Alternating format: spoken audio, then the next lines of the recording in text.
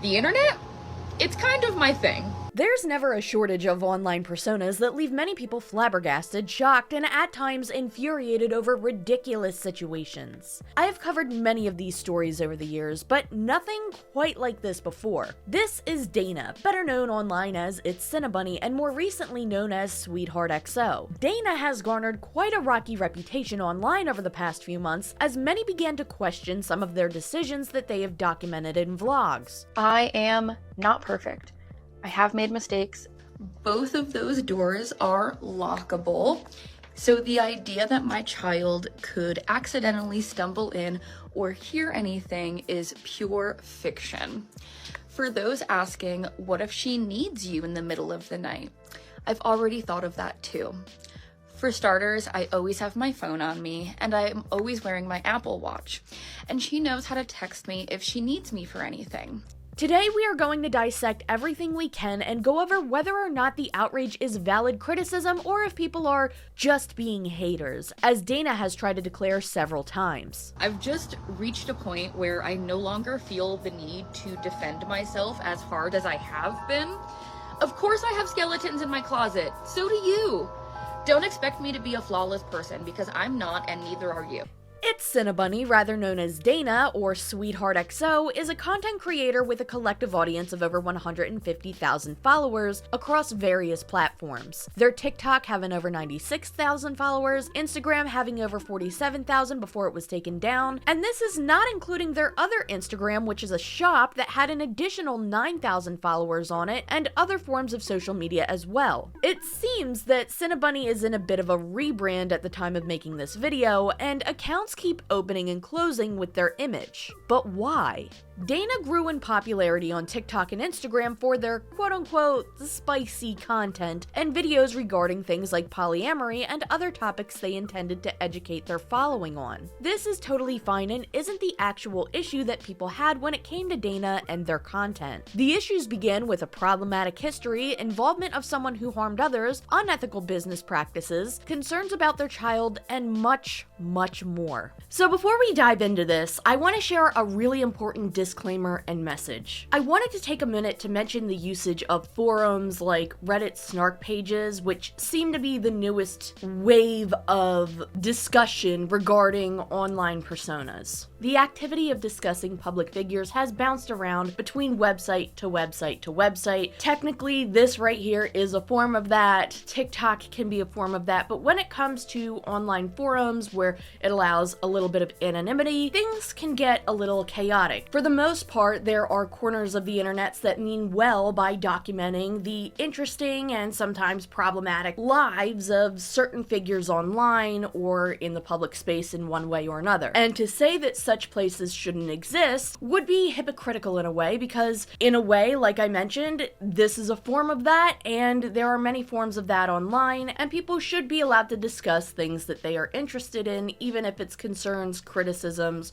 or comments, or commentary. Unfortunately, however, no matter where you go online, there's always going to be some sort of negativity, and by that I mean bullying and harassment and whatnot. I don't wish this upon anybody, not even anybody I've ever spoken about in any of my videos, and also not Dana, the creator we will be talking about the most in today's video, or anybody else mentioned in today's video. There is a difference between public critique and bullying and sending harm to somebody. So I just wanted to take a moment to say that while I respect and encourage those to share their thoughts and opinions and use their voices in any way that they can to discuss whatever is on their mind, I just ask that you do so without harassing or harming anybody involved in this situation or in any situation I mention. Now, with all of that out of the way, I'm going to do my best to digest this entire situation in the best way that I can. This is a really long,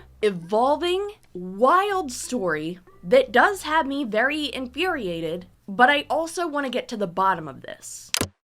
There comes a saying that I don't 100% agree with. Sometimes I do, sometimes I don't, but not always, which is that when somebody has a partner or is married to them, that whenever your partner or your spouse or your husband, wife, whatever, does something wrong, that you automatically stand by that because you are their partner or their spouse, etc. I don't always agree with that. Most people are not going to agree with everything their partner does. An important part of relationships, in my opinion, is holding the people you love the most accountable because you want them to do better and be better. This, of course, is within reason. If you find out that they've committed a horribly immoral crime, you might just want to get out of the situation if you can. But again, I'm mostly referring to less serious things in this case, okay? I'm trying to cover all the nuances here. With that being said, in some cases, people can be in situations and relationships, and their safety becomes threatened when challenging their partners, critiquing them in any way, or even threatening to leave. Therefore, they do not try to intervene or speak out against them for their own safety, even if their partner does something awful, again, because they are afraid, and it can be a very dangerous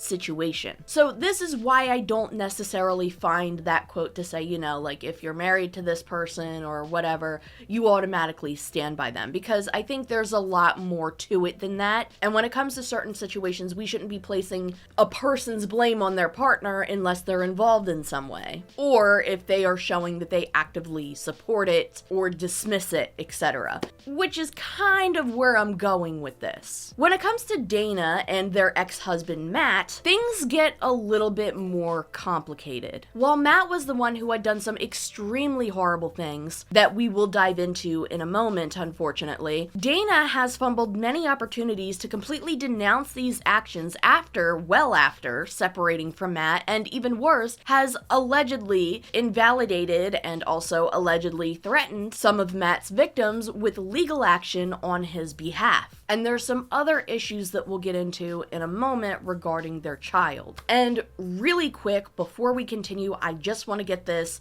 completely crystal clear to prevent any confusion. Matt and Dana are separated. I believe Dana is still technically married to Matt, but they are not currently together. At the time of recording this video, this is one of Dana's current and main partners. This is who Dana considers their husband, to my knowledge, and also the person they live with. This person is Eli. Eli is not Matt, and Eli, to my knowledge, has not done anything physically harmful to anybody, nor has any severe accusations in the way that Matt has. Again, that I know of. There is one thing we'll get into later, but it involves an animal, not a person. But again, to my knowledge at this current time, I have not seen any accusations made by anybody that Eli has harmed somebody the way that Matt has. Matt has many accusations and a hefty court record. And like I've mentioned, this normally wouldn't be necessary for me to even dive into because this video is about Dana, not Matt. So why are we talking about this right now? Unfortunately, due to several comments that Dana has made, some of which have been very distasteful, I do find it necessary to dive into a little bit. Back in 2016, an article was publicized by Folio Weekly regarding Dana's ex Matt, and Dana was also indirectly and anonymously mentioned in this article. I am going to be going over this article as much as I can without YouTube getting angry with me for it, but I'm going to be redacting names as well as private information. This is an article from almost 10 years ago. The people in this article are allegedly victims of Matt, and I don't want to put any more stress on them for that. And I'm also going to be taking out any words that YouTube doesn't like. I do apologize. Where do victims turn when criminal justice systems can't or won't help them? Inspired by the women who presented a united front accusing the once beloved entertainer Bill Cosby of SA, a group of women who say they were each by the same man are campaigning for change in how SA survivors are perceived and how some crimes are investigated and prosecuted in their city. So I'm just going to skim over this part of the article because it does get a little bit graphic, but this woman, who we're calling redacted number 1 for the sake of anonymity, had claimed that when she was sleeping, Matt had come into her room while she was not awake and allegedly SA'd her. She then claims that she told her boyfriend, and her boyfriend showed up and attacked Matt. She also says that she originally was not going to report this to authorities, but decided to later that day. So it's not like she waited days, weeks, or even a month. Not to say that it's bad if people do. Sometimes people need time to process what happened to them. She literally went in later that day. Now, correct me if I'm wrong, but I believe that if you go within a certain period of time, there are things that people can do, exams and whatnot, to help determine if somebody has been forced upon. The issue with this case, I suppose, is that, as we'll get into in a moment, Matt doesn't deny the intimacy with redacted number 1, but claims that they engaged in consensual. She says she was flabbergasted when one of the officers said it was not illegal for me to cheat on my boyfriend. I know it's their job to ask hard questions, I know it's their job to investigate, but I also know it's their job to treat you with respect and sensitivity when you report SA.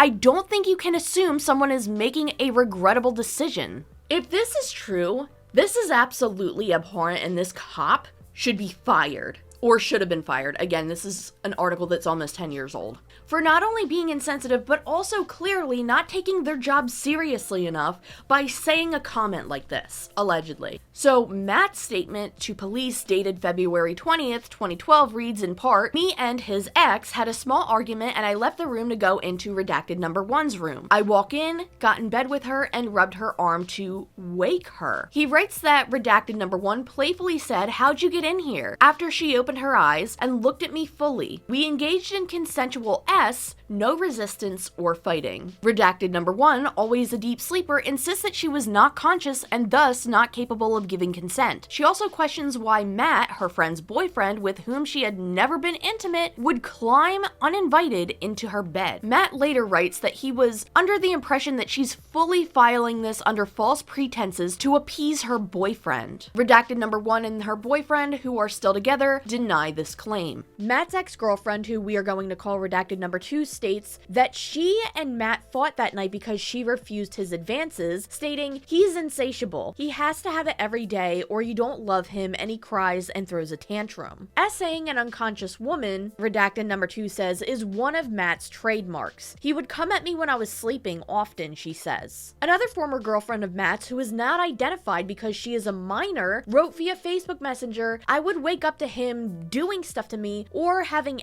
with me. At the time I didn't mind because I looked at him as my boyfriend. Now I look back at everything because I'm truly disgusted." And if that's not bad enough, another underage girl says that last year, Matt got her and her underage sister passed out drunk on whiskey. She had never been drunk before. She says, "I don't remember anything that happened really. I just remember waking up and he was in my room. I didn't have any clothes." She says, adding that Matt was dating one of her friends who also claims he separately and repeatedly her, and that she reacted accordingly. He was like, "You weren't freaking out before, why are you freaking out now?" He was trying to make it seem like it was my fault, she says. She was 15. He would have been 22. She has not reported the incident to police. If proved, Matt could be convicted of lewd or lascivious just for having with her. This is such a huge and serious accusation to make, and one that does take a legal route, which we will get into in a moment. Also, she was allegedly 15 and he was allegedly 22. 15 and 22. Redacted number 5, age 25, recalled attending a party with Matt, her then boyfriend, in July of 2011. He wanted to hook up and I told him not unless he had protection, and he got angry and started yelling and screaming and pulling on me. I told him, "No, get out," she says. He grabbed the sheet, and I can't explain the rest here because it's very graphic, but he got allegedly. In all, 7 women told FWM that they were by Matthew. This is a very disturbing situation. 7 people, 7, have shared stories and accusations of Matt allegedly using them or essaying them, 2 of which were allegedly underage, and 1 allegedly being 15 years old while he was 22. Again, this is going to be important to remember in a few moments, but I find it hard to forget because that's disgusting. But now we're getting into when Dana got involved in all of this. Dana, while having their name redacted from this article, was identified by the author only as Matt's wife, who left a legally threatening voicemail. On October 15th at 3:25 p.m., FWM posted a message on a private Facebook group founded by Matt's alleged victims. Silence hides,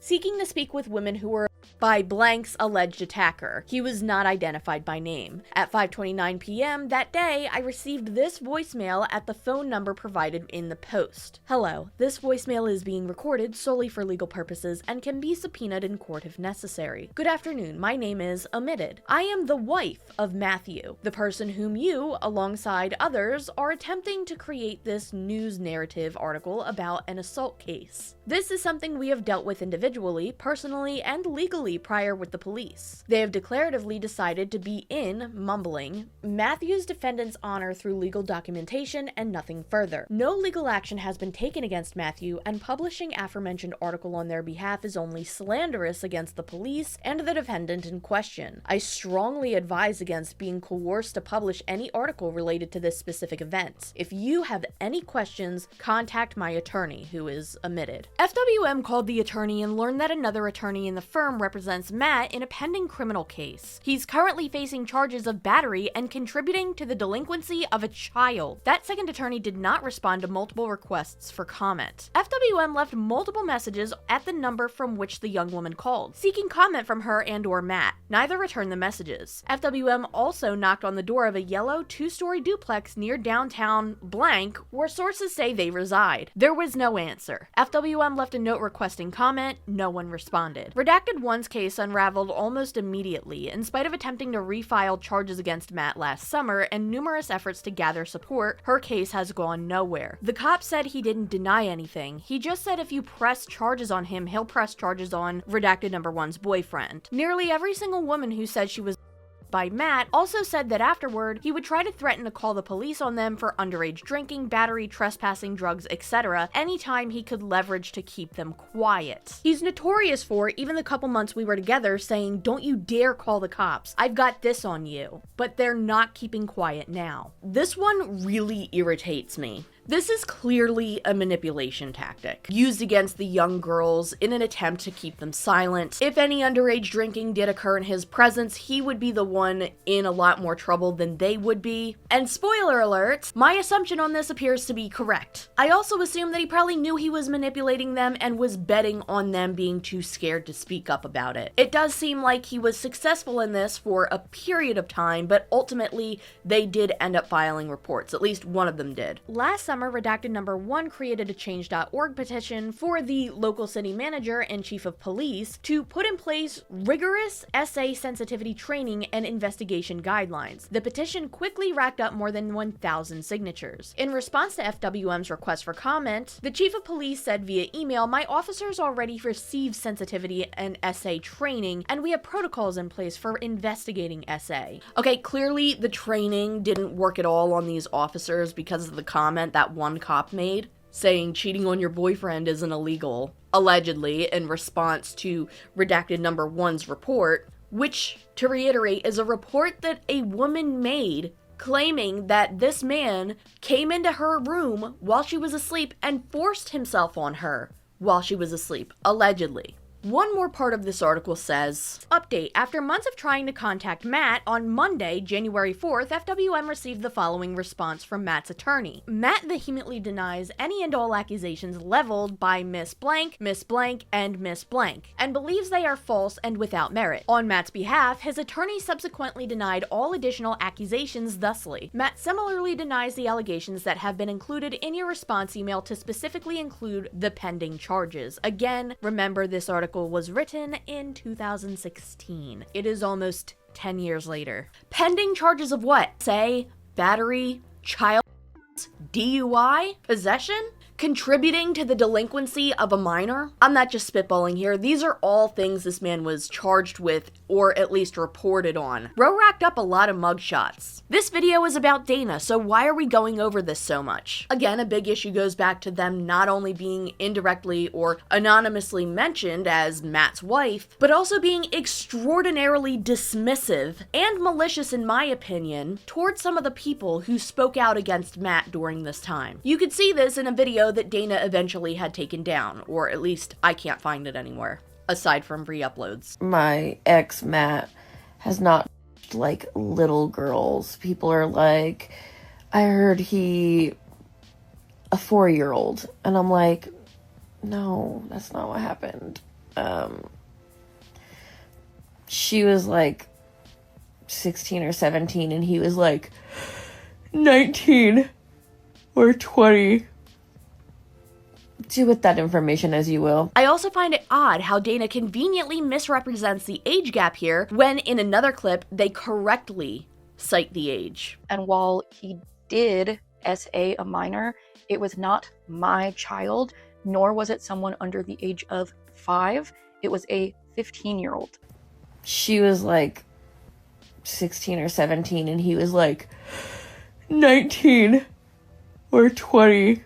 Could it be possible that Dana forgot in this moment? Sure. But to be so confident in this one clip here and not so much in the other, it makes me believe that this clip here was Dana trying to downplay the situation as much as they could. One other thing that really garnered a lot of criticism for Dana is what they said during this clip. As far as I am aware, as far as my knowledge goes, my ex, Matt, has not been with anyone under the age of 16 or 17.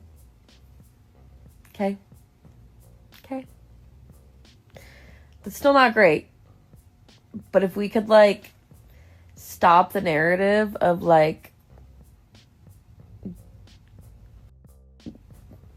elementary school kids, that would be phenomenal. And if we could stop confusing him with Eli, that would be phenomenal. First of all, you're no longer in the same room as Matt, Dana. That's a reference for later. Why are you still trying to minimize what he did? Secondly, that's exactly what you're doing. You're minimizing a situation. Minimizing an experience that a 15-year-old went through. And this was worded so strangely. This was entirely unnecessary and extraordinarily inappropriate to even attempt to compare this to another situation where somebody else might have been younger or at a certain age. By saying something along the lines of, it's not like he did this to somebody at insert age here, it comes off as an attempt to lessen the blow of what he did in that situation. At least in my opinion, and it's extremely uncalled for. Third, in the eyes of a law, a 15-year-old is still considered a child. Don't believe me? Your husband, soon to be ex-husband I guess, or whatever you want to call him, has 2 counts of contributing to the delinquency of a child, which it technically doesn't say who in this screenshot, but considering one story in that article discusses accusations of him giving alcohol to a 15-year-old, among other accusations, I think we can connect the dots here, at least with a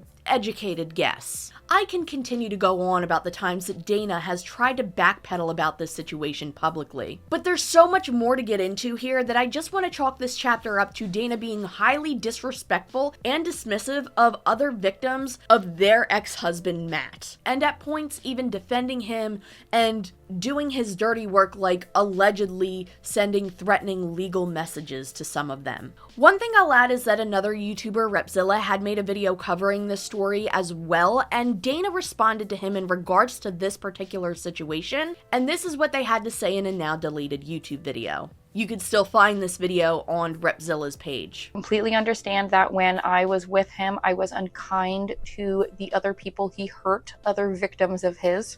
I do not expect those people to forgive me. I don't expect kindness or friendship from them, and I am not asking for it.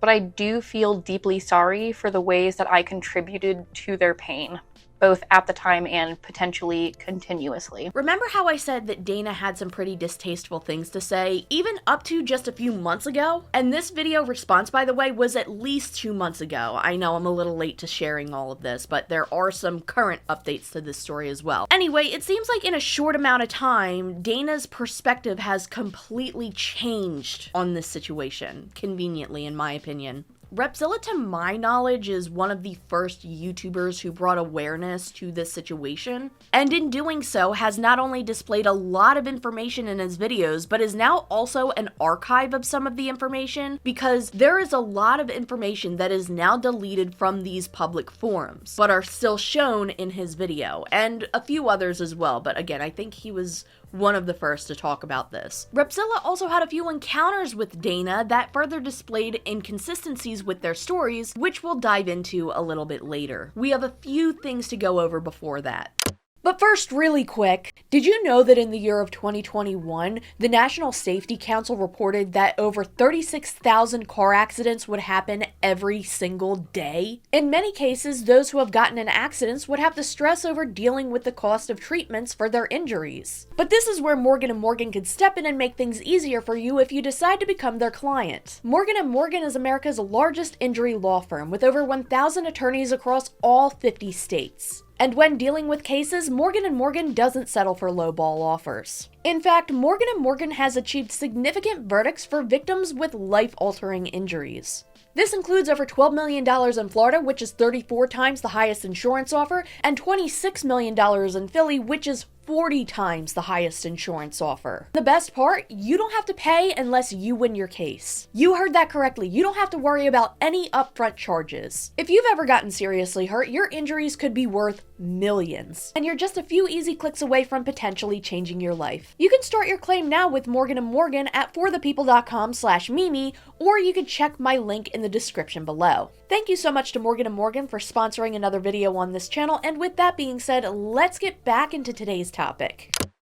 This is going to be the most severe and concerning chapter out of this entire video. So Dana has a child who they publicly call Tiny Human. We will be referring to their child as such in this video, and Tiny Human is currently around 7 years old, and at this time, I believe still lives with Dana. Now, many of Dana's detractors and even viewers have claimed that they use Tiny Human as rage bait at points. Is it really rage bait? Let's take a deeper look. First things first, I want to get this out of the way. If you're an adult content creator, that is totally fine. That's your business. Get your bag, do what you gotta do. I really don't care one way or the other. And there are plenty of spicy content creators out there who are parents and have kids. But they do a good job at separating that part of their life from their parenting life. And they keep it entirely separated. But this brings me to the first of many red flags with Dana's TikTok. Dana has incorporated their child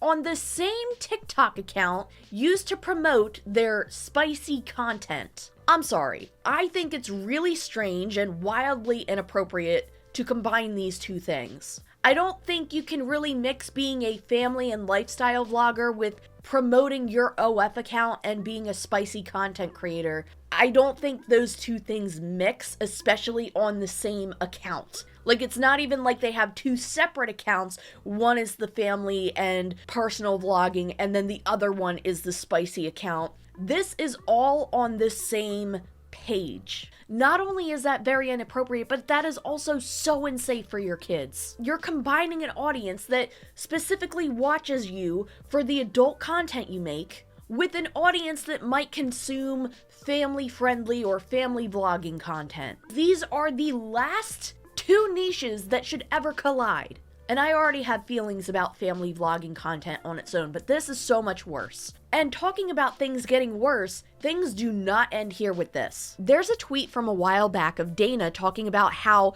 adult or spicy content creators shouldn't show tattoos of their children's names while creating said content. Something maybe a little silly that bothers me is when adult porn stars have their kids' names and birthdays tattooed to them in obvious spots that are very legible. I get it, they probably got the tattoo before they were in the industry, but put makeup over it for your scenes. If you know you shouldn't show your kid's face for safety reasons when you're in the adult industry, cover their names too. This is also an easy way to get yourself doxxed. Just saying. I don't know, maybe this is a hot take. There's also a video clip of Dana elaborating on this as well. Okay, maybe this is a really hot take, but I work in the adult corn farming industry, and because of that, I don't show my child on social media. I always refer to her as Tiny Human.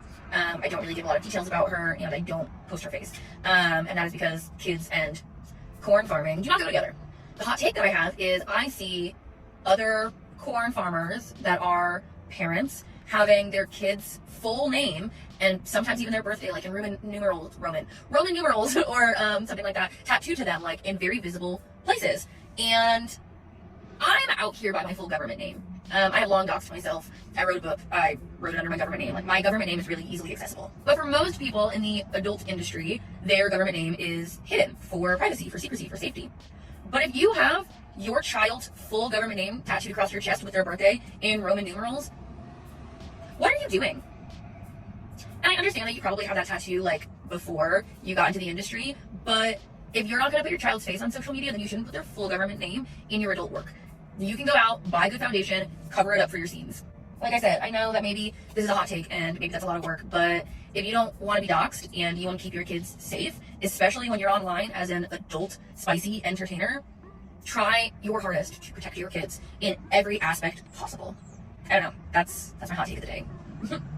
I get it, and I agree. If you are in that type of industry, you shouldn't be plastering tattoos of your children's personal information on you, because that would be extremely inappropriate and also could put their personal information out there, which children can't consent to, obviously. And not only that, but it's just a safety risk. What has many, including myself, baffled, though, is that later, well after making these posts, Dana decided to get a huge tattoo of their child's name across their chest. And I'm saying in pretty big letters that are very easily visible in most of the shirts that Dana wears. When confronted with the obvious hypocrisy, Dana claimed that they simply changed their mind. What? Like, I get changing your mind on certain opinions or things, right? Like, everybody grows and evolves, and some things you think at one point might change eventually. But this not only is going backwards, but is a wild, drastic change from what you said previously, and this is just ridiculous to me. It's even worse, though, because tweets or posts from X have resurfaced from Dana's account. And this I find absolutely disgusting. I'm gonna read it in full, actually, because the screenshot I have is not that high quality and is a little blurry. It says, "Did you know that I am a mom? Yep, 7 years ago today I went into labor, celebrating your favorite MILF by supporting my content. My site is on sale for only $7. You can get access to thousands of photos and 200 plus videos immediately." What the I tried to warn you it was bad. I did. I tried to tell you that things keep getting worse, but unfortunately, they even get worse from here. I can't. I seriously cannot. Let's take a break. I need a break from this. Let's go back to Dana's ex, Matt, and you're gonna want to sit down for this one, if you're not already. That's right, I'm talking to you guys who watch my video in the background while you're doing other things, whether it be cleaning your house or doing some work or whatever it is you're doing. I need you to just park it for a few minutes, because this is gonna make you lose your mind. At least it's made me lose my mind, so I'm just letting you know, giving you a warning that you should stay seated for a moment. I'll give you a second to situate yourself. Are you good? Okay. There have been claims and legal reports that Matt has put his hands, we'll say, on his and Dana's daughter, again being named in this video as Tiny Human. This is a situation where CPS and police were involved. Now, it's important to clarify that when I say put his hands on, I do not mean essay. There are no reports to my knowledge of him essaying their child. The claims are that Matt had physically harmed Tiny Human, specifically this area. Now, other creators have made videos reporting on this and shared screenshots of the entire response post Dana made on a now deleted Reddit page. For the life of me, I cannot find this full screenshot. I have searched high and low. I tried my best. I could only find a few snippets of it. So if you'd like to hear the full post, I'll leave a few videos covering it linked in the description below, but we're going to go over the main parts, which I do have screenshots of, and I'll fill in the gaps for you with some information when needed. So I believe this was posted on a now deleted forum, but Dana made this post, I assume, in response to somebody criticizing them. Part of it was posted in a mega document that's still currently up, and that part states, "Now it's 2018, August the 16th, and I'm at work. Matt's at home. Well, my parents' home. Watching Tiny Human while I work. I get a concerned text message about a rash. I hurry home from work, and the rash seems alarming. So we take her to the emergency room. I don't get a lot of questions answered. I don't know what's happening. The doctors tell me they know it's not a rash, but don't know much else. Suddenly, late night, the cops show up with DCF, and we're all being questioned." DCF is basically the equivalent of what most people know as CPS. Child Protective Services, or CPS, can have different names depending on what state or location you're in. For example, in most parts of PA, I believe, CPS is considered CYS, or Children and Youth Services. So when referring to DCF, it's basically CPS, and we're going to call it as such throughout the remainder of this video. Turns out it wasn't a rash she had, it was petechia. Petechia is the result of bleeding underneath the skin from blunt trauma. It could also be related to other severe health issues, but in a child, this is the most likely case. And considering all the professionals involved here, I'm sure that they knew that this wasn't due to any health conditions. Specifically,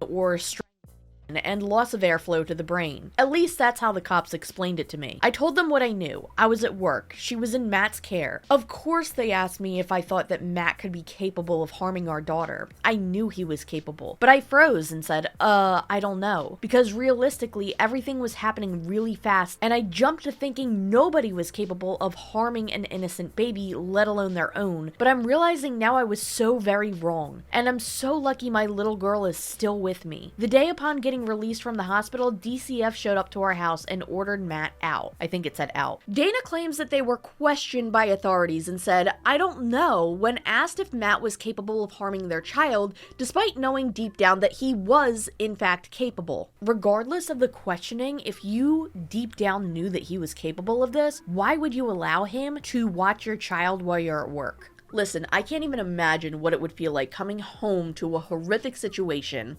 seeing your child have these strange marks, and then taking them to get checked out and finding out that your partner, your husband, whoever, put their hands on them. Okay, I would be not just in a state of stress and confusion, but I would be absolutely livid as well. It's a situation I've never actually been in, so I can't even describe or imagine how severe that would feel, especially with it being sprung upon you. I would understand being caught off guard and not knowing what to say. With all of that being said though, taking the time to correct yourself on an internet forum to people that you don't even know, I genuinely hope that you also took the same amount of time to correct yourself to the authorities to help further protect your child from this person who harmed her. This person could have taken their life. So I just genuinely hope that with all the corrections you're willing to make in this situation, that you did put some kind of report in that, yeah, I could have had an idea that he could possibly harm somebody because of all of these things he was accused of previously.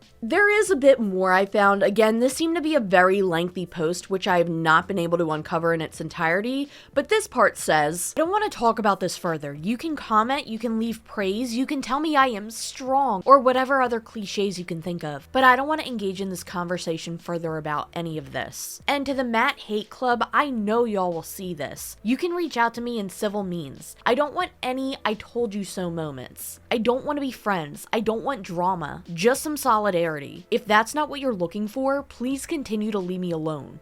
I don't think Dana got the reaction that they thought they were going to with this, because this is one of the things that caused some of the biggest backlash to them in this entire story, especially after this last paragraph. This is so frustrating. Dana is referring to the people their eventual ex-husband harmed as the Matthew Hate Club. I'm blurring out the last name because it is the same last name as their daughters. I want this to stay solidified in your mind because we had just gone over a response that Dana had made, trying to make it seem like they were apologetic and remorseful for what they had said and done towards Matt's victims. Yet this statement was only made just a few months ago to my knowledge. I fail to understand why Dana relentlessly defends Matt whenever being brought up, even when he's out of the picture. This is a blatant mockery of what he had done to his victims, as if the other clip wasn't bad enough. It's dismissive, and I don't know, if I take a few steps back and try to squint my eyes as if this was a Monet painting, it almost looks like it says, to those affected by Matt, I'm still going to dismiss your stories, but I hope you respect and understand mine. That's at least my perspective of what's being said here.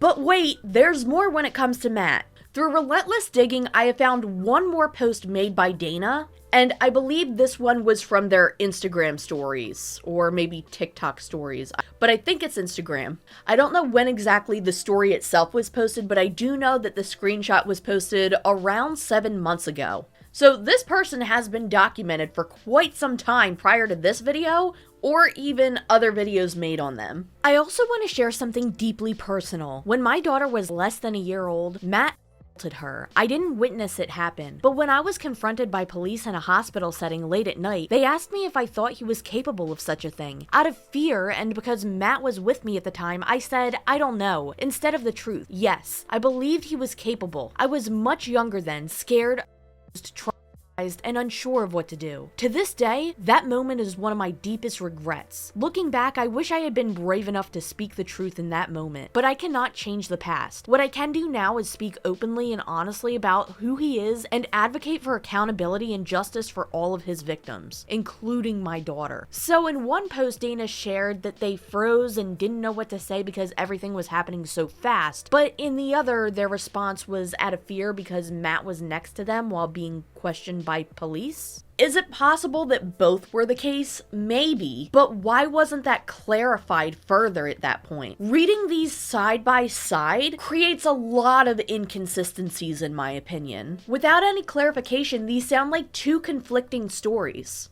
In the event this version of the story is true, then I believe this was a big fumble by authorities. Dana should have been questioned alone, away from Matt during this time. So if everything happened the way it's explained here, then this is in fact an absolute failure on the police and child services behalf. Though some have questioned the legitimacy of this story, I'm not here to tell you whether or not this happened. I wasn't there, I didn't see through Dana's perspective, and we only have Dana's point of view on this, so I'm just going to take it at face value here, unless anything changes in the future. It is possible, we've even gone over it earlier in this story, that cops can mess up or authority figures, what have you, can mishandle situations. It's not uncommon. What I will say is they admitted to not being honest with the police questioned on, are you aware that Matt is capable of doing something like this? To which Dana reported, I don't know, knowing about the reports levied against Matt previously. Regardless of their reasoning, I will repeat. If Dana is saying all of this online to a bunch of strangers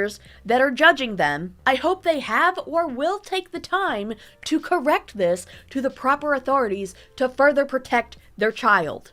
After this incident, according to Dana in a different screenshot, again, I looked high and low for evidence here, but it has been so difficult since the original page was banned. There was like SinnaBunny page. A new one has been made, but not even a fraction of the evidence that was originally posted on the first page is on the second. Anyway, according to Dana and this screenshot, Matt was removed from their home after this incident, and I'm assuming not allowed to see their child again. Dana claimed only ever seeing him again in court. Now let's get into some more recent things, because if you thought things ended here, no, they don't. CPS actually got involved with another situation. Before we dive into that, there's another clip I believe now deleted from Dana's social media of Dana asking their 7-year-old about consent, claiming that the idea for this video was tiny humans. I'm at a loss for words with this one. We didn't even start the clip and I'm speechless. Kids your age understand consent? I don't really know. It has to be the type of the child. Like, if a 7-year-old understands and their parents, like, want to teach them early, like, I get it. But, like, if they don't and they're 7 and they just don't know, maybe. I don't know. So it just depends on the maturity of the kid? Yeah. Yeah. And it depends on what the parent wants to do with the kid. Teach them earlier or teach them in life. Yeah, we taught you really early what consent meant. Mm-hmm. Yep. I'm just a 7-year-old. A 7-year-old cannot consent. Is this the rage bait? Is this the rage bait that people were talking about? Because I feel like I'm being rage baited right now. The word consent has ties to it, and later on Dana tries to say, oh, well, the people that read this were taking it the wrong way and over it. No, when you say consent, that is the first thing that pops up because of how much discourse that word has. I get wanting to teach your child the concept of consent in ways like yes or no's. Or, I don't know, for example, do you want to use the blue crayon for your picture? I really don't have a good example off the top of my head, but you get what I'm trying to say. It is good to teach your children when to say yes and no to things, but when you just say, a 7-year-old can consent, the internet's not thinking about that type of situation. And maybe that type of situation is what Dana was trying to portray, but clearly the way that this was worded missed the mark, and I don't know if that part was on purpose or not, because how could you say something like that knowing all of the things you know and not predict that people would get extremely pissed off when you said that? Saying can a 7-year-old consent without any context is insane. Another thing is that on the Sweetheart XO TikTok page, Dana made this post. Let's talk about kids and consent. What kids can and can't consent to and why it matters. What can kids consent to? Hugs, kisses, and touch from family and friends. Who helps with dressing and bathing? If and when they want to talk about emotions. When they want alone time. Choosing clothes and toys. Photos or videos being taken and shared. May I give you a hug is a nice practice, not a performance. At the end of the day, the adult is the one making the decision for them. The child can say yes or no to these things, like saying no to a family member wanting a hug, for example, and a lot of people do teach their children that it's okay for them to say no to things like this nowadays, and I agree with that because no child should be put in a situation that they're uncomfortable with. But ultimately, that no from the child isn't the ultimate decision. The decision comes from the parents or caretakers. For a hypothetical example, a child says no to an aunt who wants a hug. The aunt responds in a very annoyed manner, and it could make the child feel scared or intimidated until the parent steps in. Unless they are taught and trained in situations like this, which not all children are, children won't be able to properly advocate for themselves the way an adult would, because they're children. And some of these things on the list are things that children don't even understand the consequences of. Therefore, even with training, cannot actively consent to, such as having photos and videos being taken or shared online. I don't hate the idea of parents teaching other parents tips and tricks on how to raise their kids, but when it comes to situations like this, unless it's like a licensed professional giving this type of advice, it's a no from me. I get what they were trying to do here, but their own concepts are skewed and fall apart in their own examples. Speaking of consent, you know what else a child can't consent to? Being in a house while you throw adult-themed slumber parties or being around spicy artwork all over the house. Oh yeah, once again, it gets way worse. It doesn't stop getting worse with this story. Hey Human, can I ask you a question? And is it okay if I record it and put it on my social media? Yep. Okay. Do you remember Mommy's friend Maze? We're not friends anymore, but she was friends with Mommy and Gabby. Yeah. And she had a daughter that was your age that used to come over here and hang out with you. Yeah. When she came over and hung out with you, what did you guys used to do? We would play on the pole or go into the pool, random toy box, or the kitchen. You would play on the pole, go out in the pool. If it was out there. Yeah, the little blow-up pool we used to have. Or you would play in your play kitchen. Yeah. Okay, cool. Just wanted to ask. Okay. First of all, not only is Dana involving their 7-year-old child with unnecessary online drama, but they mention their child playing on a pole. I regret to inform you, it's not just any type of pole. The pole being referred to here is one that has been used specifically for activities during these parties that Dana has thrown. So Dana has a room in their house called the Red Room. We'll dive deeper into that in a moment, unfortunately. But it's a room that their child supposedly is off limits to, which even Dana said themselves.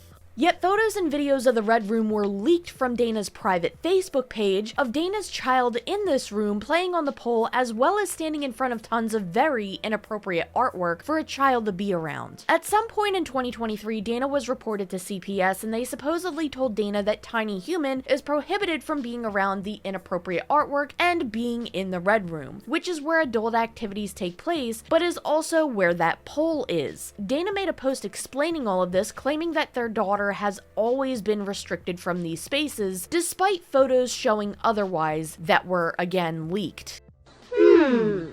Funny. Yes, but not funny, haha.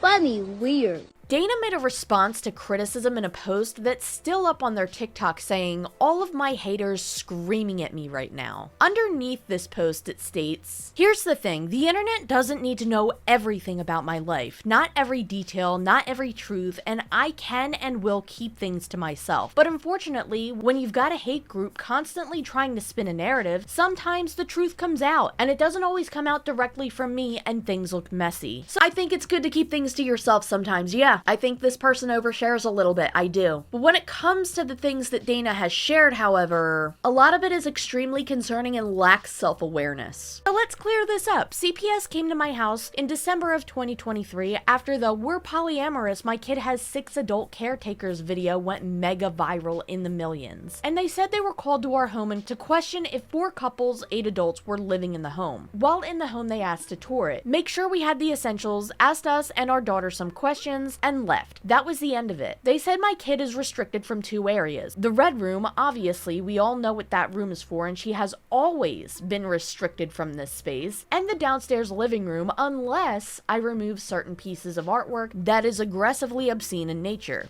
That's it. So I'm replacing and moving the obscene artwork into the red room where it belongs, and life goes on. This has been proven false though. As mentioned previously, photos have been leaked of your child standing in front of several inappropriate pictures on the wall in your house. In fact, it was recently reported again on the new SinnaBunny page that some of this artwork is still up in other rooms of their house. This was posted on Reddit just 20 hours ago at the time of recording this video, and although I have it blurred out here, that picture is a painting that is straight up not okay for a child to see. It's not the banana picture that they were referencing in this statement either. You know what they didn't have an issue with? My personal bedroom. That means yes, even with a giant banana painting hanging on the wall and my toy shelf, it was a non-issue. Honestly, it's just easier to say my kid doesn't come into my room because I knew the internet would be up in arms about yet another parenting choice of mine. But that's the thing, the internet doesn't need to know everything about me. Unfortunately, this was a truth that got out anyway, and it sucked that it didn't come from me first. But oh well, oh well. People can gossip, spread rumors, try to vilify me, but facts are facts. If you're going to talk about me, at least get the truth straight. Bro, you can't even get the truth straight about yourself. My kid is safe, my parenting is solid, and my home, while a little unconventional, is exactly that. My home. Hashtag SinnaBunny. So Dana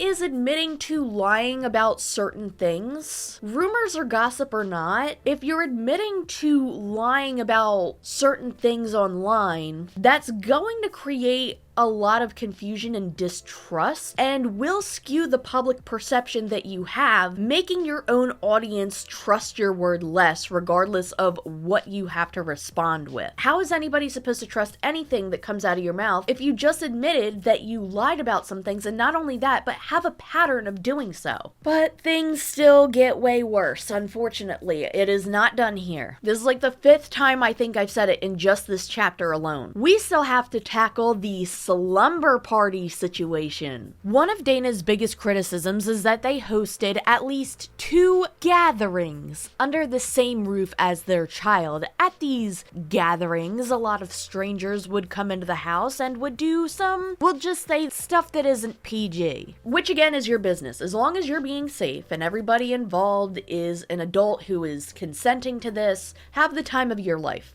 However, I don't think that a child can consent to living under the same roof that all of this has taken place in. And many people have expressed concerns in this, not just through the forums, not just through videos, but even on their own TikTok, which now seems to be heavily moderated, but there has been a lot of backlash regarding this. Dana claimed that Tiny Human would not be allowed in the Red Room during these events, and even showed off how separated the Red Room is from the rest of the home, how it was impossible for noise to get through because it's separated by 2 doors and a hallway downstairs. It is a space built with privacy and soundproofing in mind. It's not just behind one door between the room and the rest of the house. It's behind 2 doors.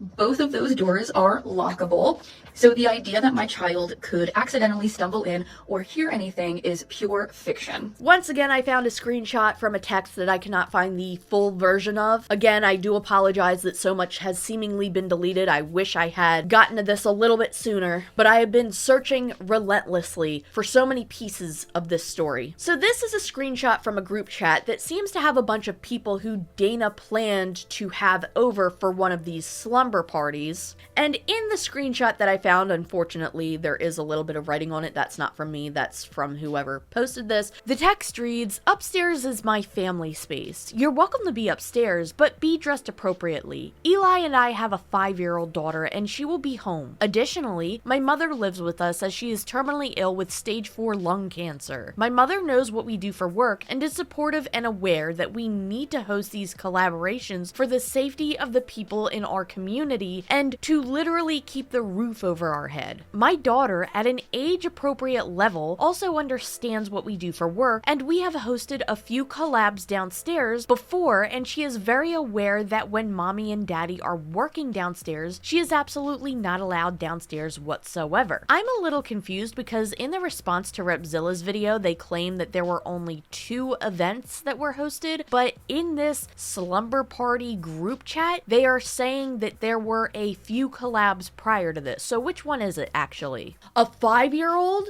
By the way, they were 5 at the time, should not be aware or in any proximity to anything like this whatsoever. What is an age-appropriate way to explain to a 5-year-old what they do with all of these people in their house? A lower quality version of this screenshot shares a side comment saying, "What I mean by she knows what we do at an age-appropriate level is my little one knows mommy is a photographer and takes pictures of other people and we make TikToks together." Yeah, that's not backpedaled at all. Not at all. How do you write this whole thing out, by the way, and then before you even post it, start backpedaling it preemptively? Like, it doesn't make sense to me. Also saying you're welcome to be upstairs as long as you're dressed appropriately. So they're fine to go upstairs where your child is? You're okay with having strangers in your house, large groups of people, to collaborate and make spicy content. And as long as they're dressed appropriately, it's fine for them to go upstairs and be around your kid. It would be one thing if this was like, I don't know, a cookout or a family gathering, right? People that your child is familiar with and knows. This just sounds way too unsafe for me. I would never feel comfortable putting my child in a situation like this, and I don't understand how anybody could. Also, depending on how many people you have at this place, how are you going to make sure that every single person is accounted for? Like, you might know of the people you're inviting, you might be friendly with them, but do you know them well enough to know for sure that they aren't going to do anything around your kid, properly dressed or not? There's another snippet of this text that I want to go over. Between the hours of 4 p.m. and 8 p.m. when kiddo is home from school and before she goes to bed, I ask that all content be made in the red room bedroom and not the living room. Noise carries differently. Content can be made in the living room late night or during the day, just not between those 4 hours. So during the hours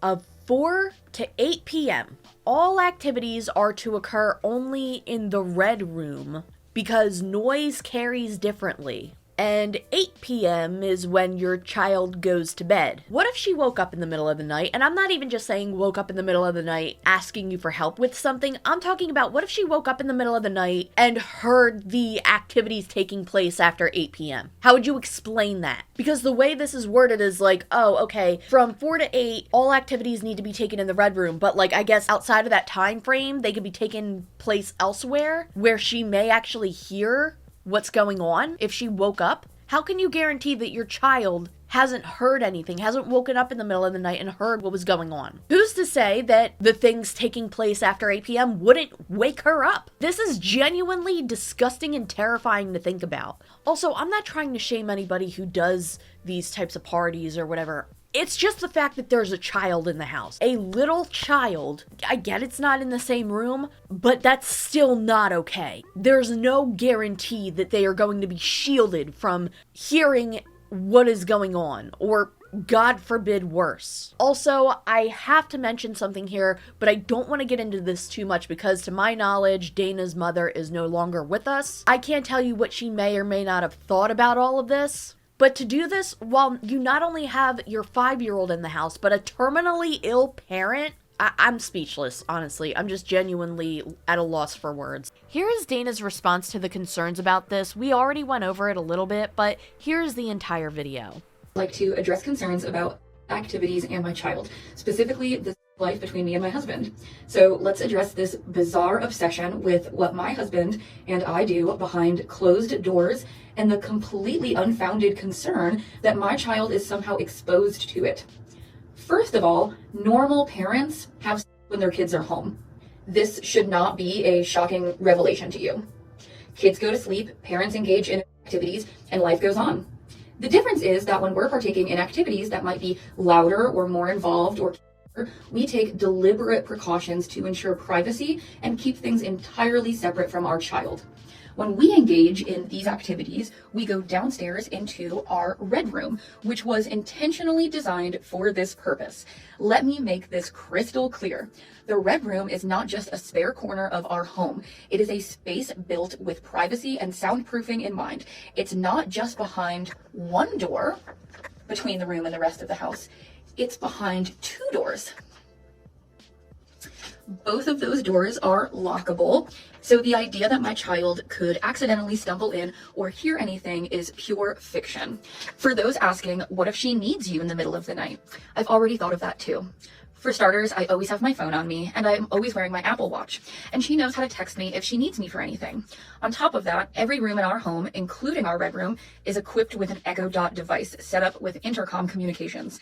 We had these installed in every single room in our home when I was taking care of my mom with cancer in case she needed us, and they've continued to be a very nice accessory to our house. Can I just say that technology such as Alexa or a cell phone or an Apple Watch is not a replacement for being a parent? What if an emergency took place and your child needed you right then and there? And you're like, oh, well, you know, they could just text me or whatever. But like, what if you don't hear it? What if technology fails? What if they can't get through to you? What if, God forbid, your child needed to go to the hospital or something because they were sick and you had no idea about it because they were unable to physically text you or whatever? I have seen technology fail people in real life, and I have seen dire consequences happen because of that. Sometimes consequences of not being able to contact the people that you need to contact can be devastating. Also, as pointed out by another creator, I hope I pronounce this right, I am so sorry if I don't, but Suarez, I'm just gonna say Cece from this point on. People have supposedly asked, well, why don't you do this somewhere else, like at a hotel? And this is what Dana responded with. And Dana's response is that they are 32 years old and that's weird to get a hotel room to do that stuff. Girl, that ain't weird. That's pretty, I feel like it's pretty common. That just feels like a really weird take because, like, how else are you supposed to hook up with someone if you don't bring them home? Like, going to their house feels more unsafe to me. How is that the weird option, Dana? So going to their house feels more unsafe to you, but bringing them over to your house while you have a child? That's the safer option? Cece also claims in their video that somebody who allegedly knew Dana personally came out with an accusation that Dana had allegedly, because this is an accusation, taught their child how to lie to CPS. And there were also more accusations that people have come to the conclusion to after reading certain posts made by Dana, that Dana and Eli allegedly left their child home alone while they went out to party. Dana has made many responses at this point, but this one really sticks out because it shows just how quick they are to try their hardest to flip things around. Saying things like, everyone has skeletons in their closet, so do you, nobody's flawless, etc. That doesn't excuse the things that have been brought up. Talk about my personal life a little bit. I wanted to start by saying that everyone has skeletons in their closet. So this clip goes on for much longer and has been well documented by other YouTubers who I will leave linked in the description below, but this is just wild to me. Nobody is seeking perfection from anybody. People are just disturbed that you're having in your house while you had a child upstairs. That's not just a mistake or a little oopsie daisy. That was a calculated decision that was planned as shown by this text here that we've already discussed. There's one more thing I want to mention before getting into the next chapter. A creator who goes by Reilly Elaina, I hope I'm saying that name right, pointed out something really interesting regarding some arts and crafts. So Dana supposedly had their daughter help them make candy bracelets, and this was for a festival, and at a glance that seems innocent. It seems like, oh, fun arts and crafts. By the way, candy, for those of you who don't know, we're not talking about like candy bracelets that you can like munch on, that those things do exist, but no, candy spelled with a K is actually a like style and type of bracelet that uses like these really colorful beads. You might have seen them growing up. They were really big back when I was like a teen, back in my scene kid days. I think I have a picture of one that I made. It was fun. It was cute. In it of itself, it's harmless and it's fun and it's a cute little craft. You can make fun bracelets. I remember just seeing a bunch of scene queens wearing them and I got into making them and it was fun, but I've never been to like festivals or raves or anything like that. That being said, candy on its own is not problematic. When it does become more adult themed, so to speak, it is, or at least was, popular among the raving and festival scene, which even raves and festivals themselves aren't an issue. It's the activities that take place during these events. It's well known that at raves and festivals, substance use is very common there, and it's not to say that everybody going to them does, but it's just something that you should expect to be within proximity to if you're going to one. Interestingly enough, again, as pointed out by Reilly, the bracelets being made weren't entirely innocent. To remind you, Dana was having their child help them make these. One screenshot shows a bracelet that said "baby bumps" with this caption: "Prepping candy for festival season." Some of these have cheeky references because, let's be real, substance is part of the festival and rave culture. That doesn't mean everyone's a user, and it definitely doesn't mean we glamorize unsafe use. Harm reduction, testing kits, and safety come first always. Let's keep the scene fun, safe, and judgment-free. Along with this screenshot, Reilly pointed out a photo of a bracelet with a tiny spoon charm on it. It's speculated that this isn't just a regular little charm. Reading the word "baby bumps" and these tiny little spoons can be associated with a particular white powdery substance. Now, did Dana have their kid help them make these bracelets in particular? That's what's being assumed. The original posts seem to be quickly removed along with many other TikToks on Dana's page, but Reilly pointed out one more thing. A comment under one of Dana's TikToks talking about how they want to bring their child to Bonnaroo, which is one of these big festivals, and they wanted to bring them a year or two from the time that comment was made. This is where I remind you that Dana's child, at least at the time of that comment, was around 7 years old, meaning that Dana planned to take their child around the age of 9 or 10 to one of these festivals. As far as I'm aware, kids are allowed to attend things like this. Like, they're not going to deny them entry at the gate, but I wouldn't say it's a good idea to bring a child that age, especially if you're already making bracelets like this to bring to those events. I'm not sharing them here. I cannot share them in this video, but I have seen some photos. Some of the activities that Dana has partaken in at some of these festivals, and I just genuinely hope that if they do decide to bring their kid, that those activities won't be happening while their kid is there. I also hope that they don't bring their kid at all, or wait until they're much older to consider bringing them. I have to be honest, there's so much more I can get into here in this chapter alone. Maybe I'll do a second part if there's more information that I find regarding not just this, but this entire video, especially since information continuously escalates. But for now, we need to move on to the next chapter because I am becoming extraordinarily exhausted and frustrated with everything we've been going over regarding Dana and their parenting methods and how unhinged it is. All I can say is that I genuinely hope that Dana takes some criticisms online and takes a really good hard look at themselves and makes some better parenting decisions. At least with some of the things they've talked about and shared online. And whether or not they continue to post online, I hope they make the choice to post about their child less, because I still just think it's inappropriate to even try and do this lifestyle family vlogging aspect on the same account that you're using to promote your spicy content.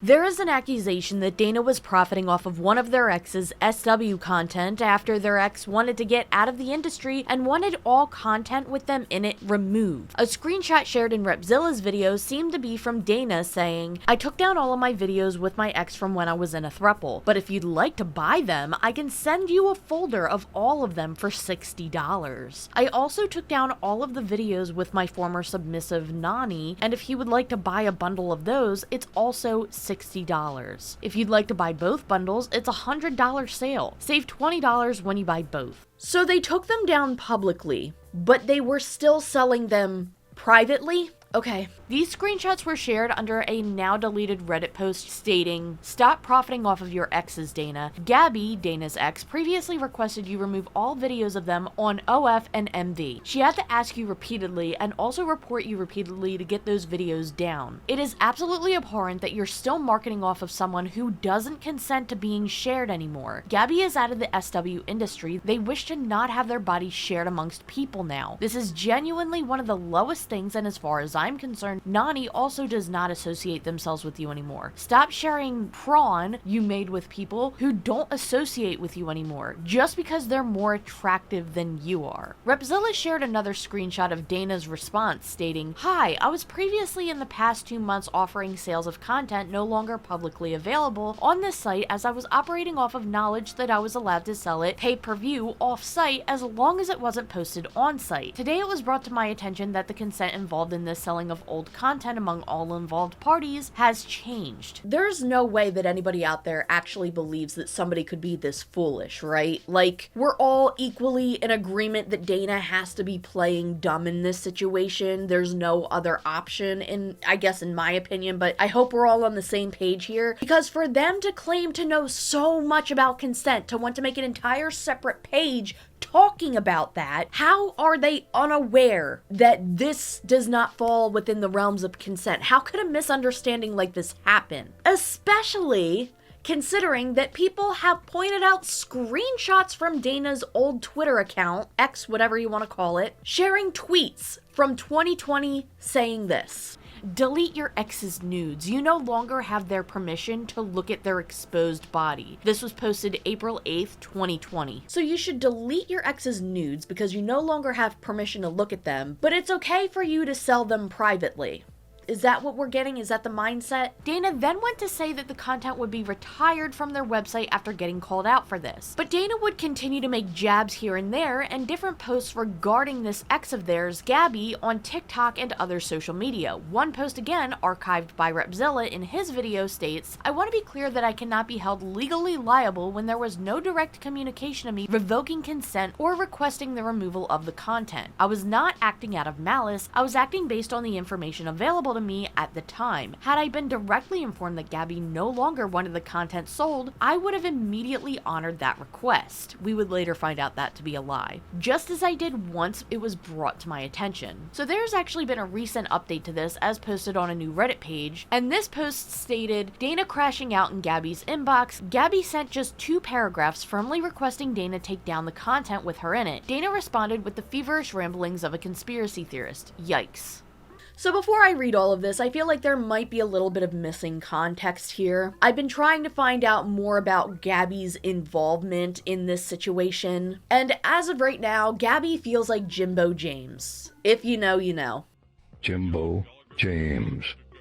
Who is Jimbo James? Okay, I'll actually explain it if you don't get the meme. There seems to be limited information regarding Gabby, yet a very high interest when it comes to this person. So I want to jump in here and correct myself. I would have completely taken this video out, but I want to keep Marcus in.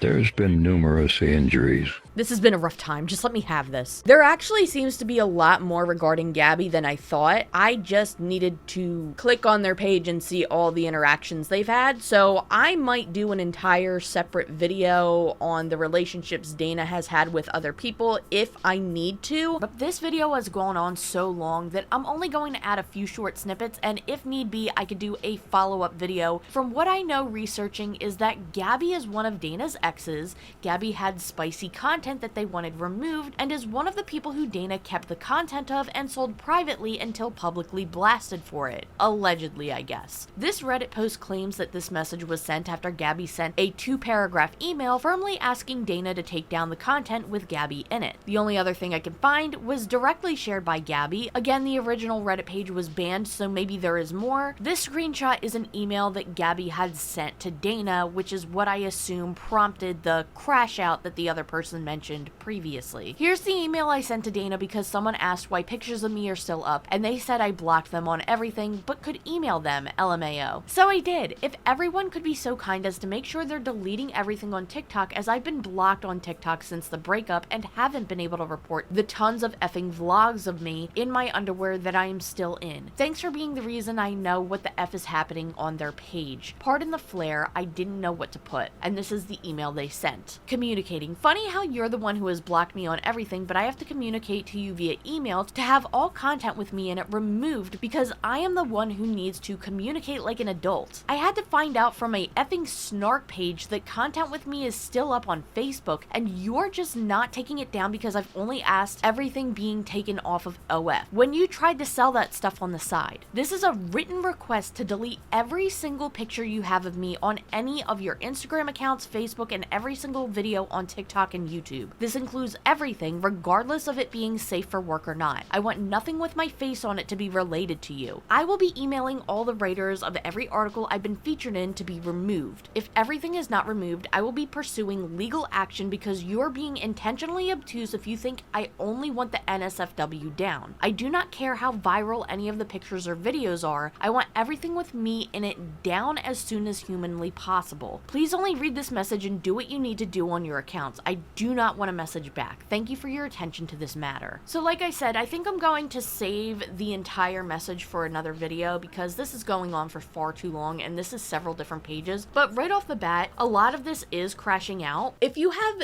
images or videos of somebody and they want you to remove them, I don't know, maybe the best thing to do is remove them. Isn't that part of consent, Dana? They no longer consent to you having those videos and images? Didn't you make this tweet saying something very similar back in 2020? There's one part in particular that I really want to focus on. In the final part of this email responded to Gabby by Dana. You want this to be over? Then stop feeding into it. I've done the work to move on. You're the one still logging in. I'll do my best to make sure any content within my control that includes you is no longer publicly available. But what's private, archived, or behind closed doors is my business, not yours. Holy crap, okay, that is a very stark contrast between what was just said here and what was said in this tweet back in 2020. I know 2020 was a while ago, it doesn't feel like it, but still, these are two totally different statements that have been made. So we went from delete your ex-partner's nudes and you no longer have permission to look at their exposed body to what's behind closed doors is my business. I guess maybe Dana changed their mind on that too.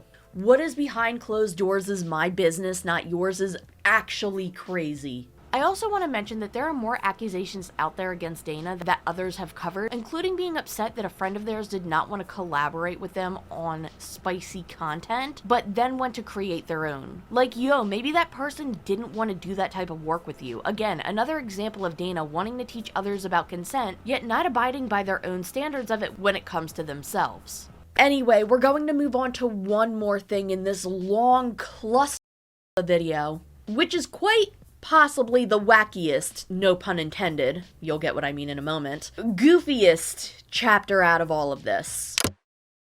Dana ran a small business and Instagram store known as Gluttons for Punishment, where they would sell custom paddles for spicy activities. I'm sorry for how many times I've said the word spicy. In any regular circumstance, an OF creator making and selling their own product related to their line of work would be a genius business strategy, but it appears that Dana had failed to look into copyright laws when designing some of these paddles. Most of them have trademarked characters, some of which were from family-friendly brands like Disney, Nintendo, and even Doctor Who. What? Come on, man.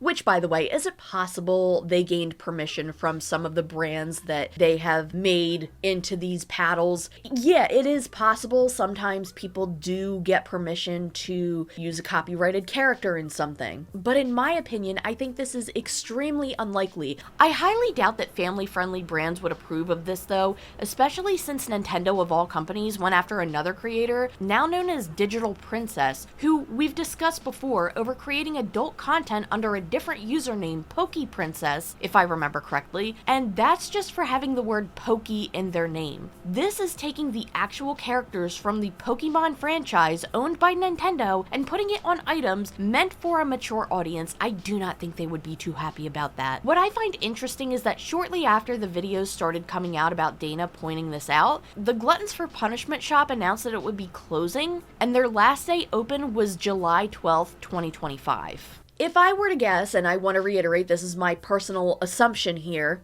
is it possible that the store just randomly decided to close? Sure. Is it possible that maybe the store closed due to the backlash made by people online in these videos? Maybe. What I think is more likely, again, in my opinion, is that considering that Dana is still publicly posting online and still actively trying to make new brands for themselves, is that there's likely a possibility that they became aware of the potential consequences of having copyrighted material on these adult-themed items that they were selling and could be risking a lot, so maybe they closed up their shop before getting into any legal trouble. Again, this is just speculation, it's just my assumption, I have no way of proving that, but I do question it after people have brought this up time and time again recently and mentioned how there could potentially be legal consequences to using copyrighted family-friendly figures on paddles for adult activities. Around the same time, Dana decided to rebrand their content by temporarily privating their TikTok account, closing the merch shop, and making a new account known as Sweetheart XO. This rebrand only lasted a very short amount of time, as days later, Dana republished the ItsSinnaBunny account and began posting again. This time with very limited comments and high moderation. At least I assume, because there are very few comments on each video and only positive ones. And that's the only thing that seems rebranded at this point. The same type of content is being made from what I can tell. Oh, it looks like millions of views worth of videos were either deleted or privated, as the like count went from over 1 million likes as reported on Reilly's and Repzilla's videos to, at the time of recording this, less than 500,000 likes. Aside from this, some have reported behavior by Dana which seems to still be following old patterns, as we've discussed earlier in this video. And I think that is where I'm going to end this discussion for today. I know this was a very long video. We have gone over a lot. There still is a lot of chaos. I could probably do an even longer video talking about all of the things I didn't even add into this one. In the beginning of this video, I told you that we would be getting to the bottom of this. Are the people criticizing Dana just haters and spreading gossip, or are people genuinely concerned?